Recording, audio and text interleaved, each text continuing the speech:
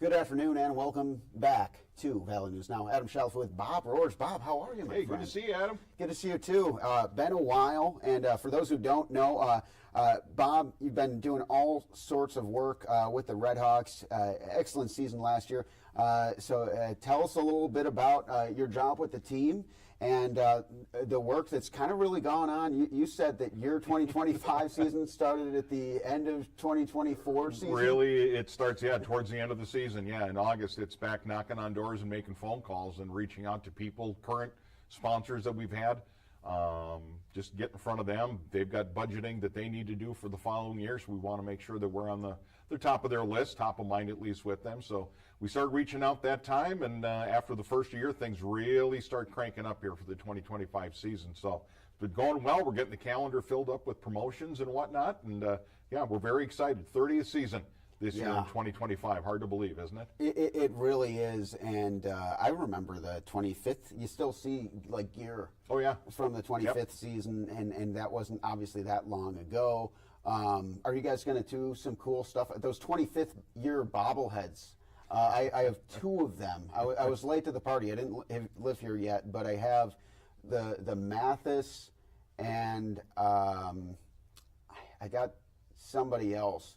But I want to put all four together. Are you guys doing like more, maybe 30th year bobbleheads? I don't see any like 30th year bobbleheads. We're talking. There's a couple things that we're kind of keeping under wraps because they're all just kind of in the idea stage right now, seeing what we can do. And the trick is with some of those bobbleheads, in order to make it happen, you need to get that order in really early. And believe it or not, with the people that produce those, for the best price, that means going overseas, and you're dealing with the Chinese New Year of all things, where they take an entire month off. So you got to kind of hit your window. They take a month off for the Chinese New Year. Nothing happens over there. So, we should start doing that here. Some of the the challenges that we have when it comes to some of the promotional items that we do. But no, we're excited. Always looking at new opportunities, new ideas, and we got some fun ones we think coming up for this season. Fantastic. That's amazing. Congratulations on 30 seasons for the RedHawks. And another huge one. How about the All-Star Game? All-Star Game, first time, I think it's 2007 or 2008, back in the old Northern League days. Last time we hosted an All-Star Game here at Newman Outdoor Field. So kind of in conjunction with our 30th season. The league granted us the rights to the All-Star Game for this season. So that's going to be a huge two-day event. Trying to make this the event of the summer in the Fargo-Moorhead area. So July 21st and 22nd is what that's slated for at the ballpark. Day one is going to consist of a kids baseball camp, youth baseball camp in the morning with some of the all-star players. There is a league tryout that day, still working with the details on the league with that. So amateur players looking to get noticed, and there's a few of them out there. I mean, I can just think of a few kids who played high school ball out here who, I mean, I'm not going to say any names, but there's a guy who was number 6 on SportsCenter top 10, a few years ago. I think could probably swing a bat at this level. Yeah, but a lot of pitchers, and so all the league scouts will be here in attendance watching that. And then later on that day is going to be the skills competition and the home run derby, which is a great time, great show to put on. So, in fact, we just met this morning at the office, kind of kicking around ideas, what we want to do for the actual skills. Not at all like, what you might see, what we saw with the Pro Bowl this week, this past weekend, or, maybe, what the NHL skills competition looks like. So we could be, throwing baseballs at targets and things like that. But then the big one is always the home run derby. Where absolutely. We're going to get the top 8 sluggers in the league. They're invited to the All-Star Game. And we'll get them launching some baseballs out of Newman Outdoor Field. So that's a great time. So that's the first day. And then afterwards, once all that is wrapped up, we're going to have a concert down at the beer garden afterwards. We got Adios Pantalones coming in to perform for an hour or two. After that's done, so make it a party out in the beer garden. The day after that, we've got our Hall of Fame luncheon. We're going to do that over at the Fargo Air Museum. So be on the lookout for information there, just as far as ticket information. We're selling in by the table, so if you got a business, you want to be a table sponsor, we'd help you out there. That sponsorship is going to include tickets both for the skills competition, but also for the game itself. So that opportunity. And then with that, right after the Hall of Fame luncheon, obviously on Tuesday the 22nd, then you're looking at the actual All-Star game itself, where the best of the American Association will be there. It was a great party last year, great show. Had a walk-off. That they did. Yep, Izzy, our Yeah, man. yeah. It was our guy with the walk-off last year, so that was huge. So it's going to be a great night. Hoping to sell out the ballpark for 2 straight nights there in July.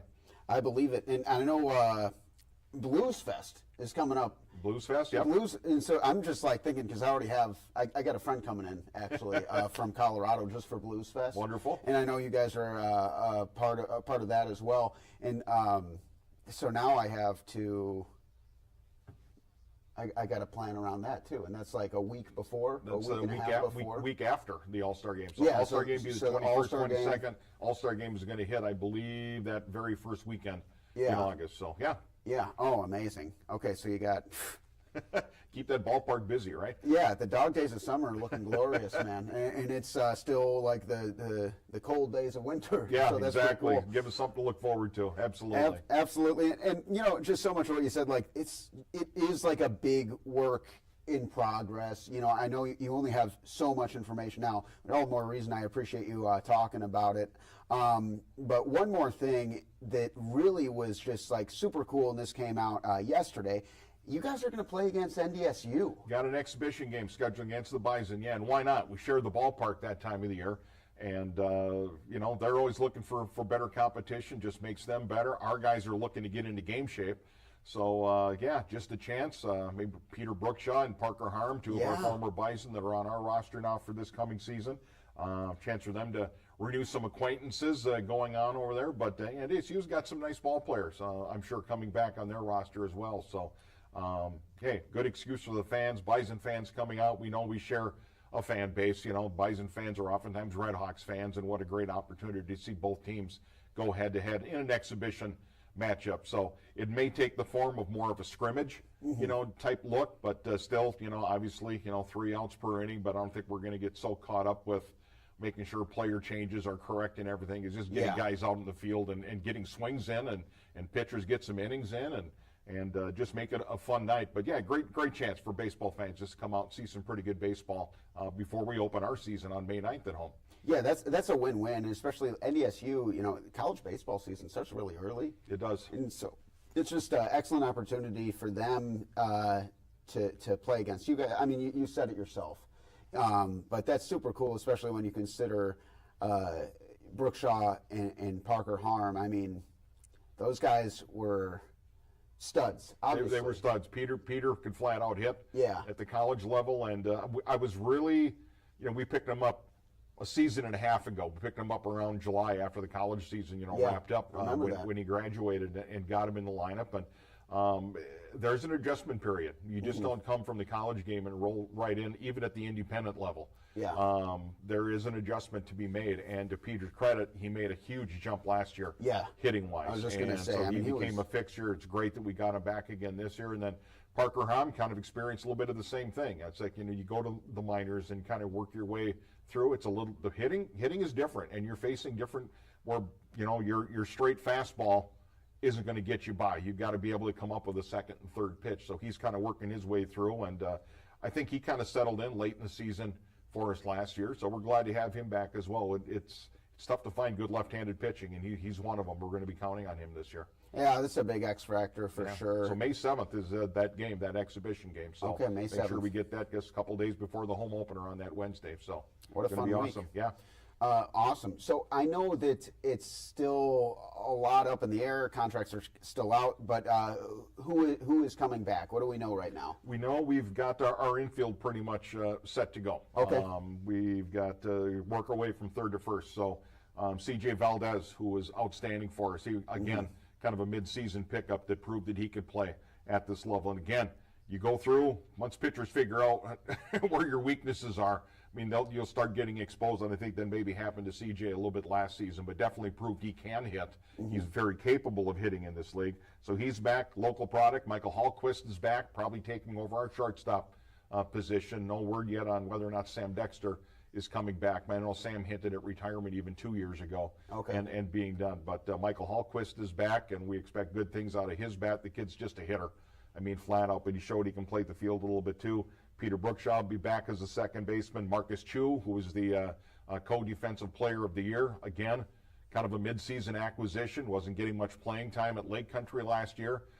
They let him go. We were happy to pick him up, and he proved he can flat out pick it in the infield. Yeah. And he's got a bat as well, and we got some time at second base, able to go out and play the outfield as well. So glad he's back. And one other name that's coming back that we just signed is a gentleman by the name of Brendan Dadson, who spent about, I think, according to the stats, he spent about 4 games with us in 2021 COVID season. Okay.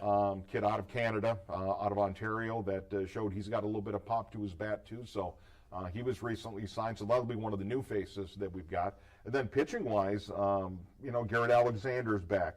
Colton Davis, who just absolutely blew the doors off in the Australian Baseball League, just pitched his team. I didn't know they had it. The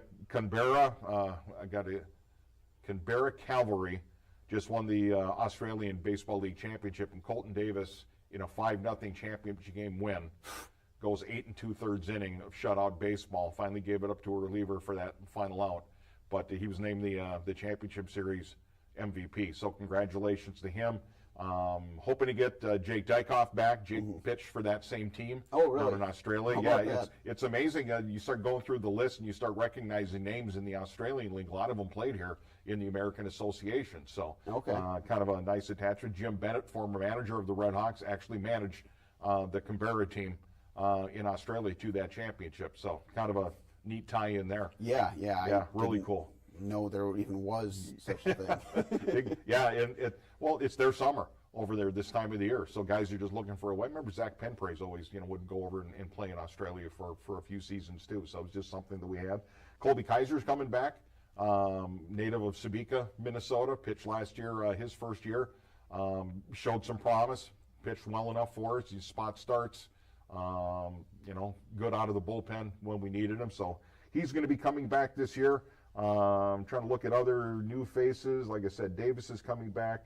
Parker Harm, and then we'll go around. We'll find a few more. And, a lot of bodies to sign yet, with our manager, Chris Coast, down in Mexico, being a bench coach down in the Mexican Winter League this year. So he's kind of looking around for ball players down there. That's a great place to look. Great place to do some scouting and see if you got guys who are looking for an opportunity that can definitely participate. So we're excited. The base is, it's kind of set. We got to, just find a few more bats, a few more arms. We'll be ready to go for opening day. You got time. And you said opening day was May 7th? May 9th. May 9th. Exhibition game on the 7th against NDSU. We got another exhibition game, I believe, scheduled for April 30th. So little, very much, inter-squad scrimmage type look, as the players are going to just be arriving. It's not like our guys do not have a month-long spring training or anything that they do. We kind of rely on them to get themselves in game shape as much as they can on their own, through their own workouts. And then we get them up here, get them settled into housing with their host families, etc., and kind of be ready to go with workouts. And then, here we go, opening day then on May 9th. Beautiful. The countdown begins now. Yep, absolutely. And it sounds like you guys you just told me one before we started. You guys got some cool promotions. There's one particular promotion that I'm blown away. We've pretty excited. We're going to be celebrating I think the 30th anniversary of Happy Gilmore, believe it or not. A beloved movie, right, by sports fans like us. And we're excited. The actor that played Shooter McGavin is going to be at the ballpark. Christopher McDonald is going to be there for a meet and greet, signing autographs. So we're going to play this thing up as much as we can. Amazing. So come on out, have some fun that night, and it's going to be huge. When you bring in those types of personalities and you just have fun with it, that's the beauty of minor league baseball. It's like, how far can we take this, right? From the Teenage Mutant Ninja Turtles last year, Shooter McGavin this year. Shooter McGavin this year, a couple other promos. Mazda's going to be sponsoring our plush blanket giveaway on the 2nd. Magnify Financial's on board this year as a game sponsor for that first Saturday on May 10th with a giveaway that night. We're really going to celebrate opening weekend. Every Friday night this season is going to be fireworks after ball games. So we've got 6 weekend series on the schedule. So every Friday night is going to be fireworks again. Everybody loves coming out there, and hopefully we can fill the ballpark on those evenings. Cap giveaway, all sorts of things, all sorts of fun things that are good for adults, great for kids. How do we fill the ballpark? I got there so early last year for my bucket hat. I still didn't get a bucket hat. So I hope you guys do another bucket hat. I have 2 RedHawks bucket hats. I really liked the tan one. I wasn't there in time, but I'm just going to camp out. I'll just sleep. You know, there's like that track and field thing. Just don't tell NDSU if they see the guy in the sleeping bag. Don't pay no attention to him. There you go. If you're into pickleball paddles and a pickleball player, we've got another pickleball paddle giveaway this summer. That went over so well. Family Wellness sponsored that for us last year. They're coming back this year, and I think we handed out 1,000 pickleball paddles in about 10 minutes last year. It was crazy, the response we got on that. So it's been fun. Like, there were 2 or 3 times when I just talked to somebody about the giveaways, like in the ballpark, and they were just like, yeah, this one went, you know, in 10 minutes, or this is the fastest since the T-shirts. And, you know, the bucket hat being one of them, yeah, they were gone in 15 minutes. And I was like, yeah, man, the game's not for an hour. What's going on? They you show up early. Like yeah, they're not quite camping out, but they're there early enough. Yeah, absolutely. Don't want to miss out on the opportunity. They do. That's awesome. They do. Yeah, it's a lot of fun. Anything else you want to talk about before we let you get back to the ballpark, get back to work here? You know, NDSU is a big day. We've got our Kids' Day game on May 14th, so the ballpark, that's going to be an 11 o'clock start in the morning. Geez, I think last year we had close to 4,000 elementary school kids inside the ballpark last year for that game on this year, May 14th. So it's a Wednesday. Get there early, but yeah, just enjoy it. The SpongeBob SquarePants theme song has never been sung more loudly and more proudly than what it is on Kids' Day. This is the loudest day of the year. Oh, it's incredible. Yeah, and the kids are having a great time. We start playing music, you know, in between, you know, innings and things like that, and we shut the music off, and the kids are still singing along. Baby Shark, the music, Baby Shark, exactly. Yep, it takes it over. So yeah. Minor league baseball is fine. If you're looking for kind of like, you know, grassroots marketing at its finest, like I said, what can you get away with? How far can you push the envelope sometimes? And that's what we like to do, make it fun for everybody. Awesome. Sounds like a great summer is ahead. Thank you so much for joining me in the studio. I appreciate it. Thanks for having me in. Always a pleasure. We'll see you guys next time. Thanks for tuning in on